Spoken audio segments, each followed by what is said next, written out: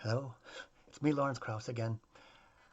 I wrote up a constitutional amendment to add a board of trustees to the U.S. government. It's called Article 8, and you can read it at www.yes8.us. It adds a board of trustees with all power necessary to assure self-government. And one question to consider is Donald Trump really the president? The simple answer is no, and I'm going to give you my reasoning. Uh, Joe Biden was a domestic enemy. A domestic enemy is an oath-bound officer or official who betrays the sovereignty of the United States to the British primarily. Joe Biden nominated Rhodes Scholars to high office. The Transportation Secretary and the Commerce Secretary and the National Security Advisor were all Rhodes Scholars. Rhodes Scholars are avowedly against the sovereignty of the American people. That their job is to be domestic enemies in target countries. So to nominate such characters makes you a domestic enemy. So Biden is a domestic enemy. And the Senate, which nominated, or rather confirmed, these characters to high office, are also domestic enemies. Their job is to object to nominees who are domestic enemies. So they failed us. The entire U.S. Senate failed us. And of course, the House never sent up any resolutions to object to these nominations. So the entire Senate and the entire House is a domestic enemy Congress, which means that no Congress exists in reality. Therefore, we didn't have a Congress to certify the election, which means that Donald Trump is a balloon without a string attached, basically. So technically, he's not a president. Secondarily, um, um, the Colorado courts found that Donald Trump was a domestic enemy, and yet the Supreme Court Justice uh,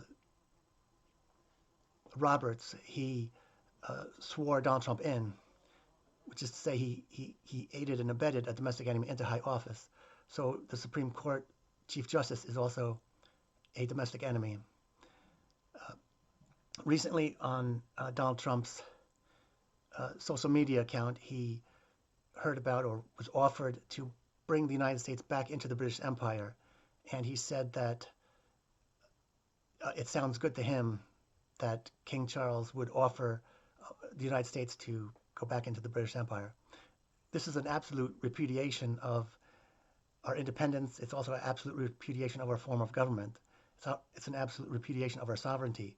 So it's a statement that he has forfeited his own office. Even if you claim that he rightfully won the election and was rightfully certified, he basically resigned by doing such a thing. So no, Donald Trump is not the president.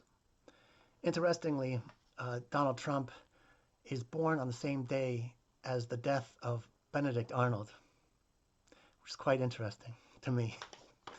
Um, and there are other many ways to see how Donald Trump is not the president, but he's certainly a domestic enemy.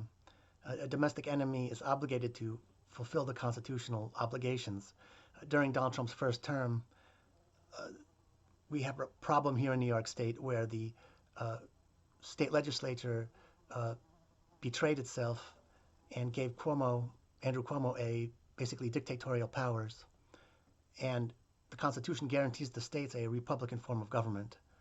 So when Andrew Cuomo basically became the dictator of New York, Donald Trump had an obligation to do something about it, and he didn't do anything about it.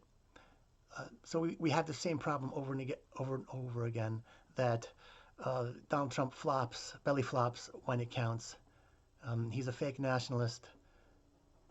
Any true nationalist would not support a foreign entity like Israel or allow the country to go into a British Empire that's basically a corpse, you know. So nobody wants that.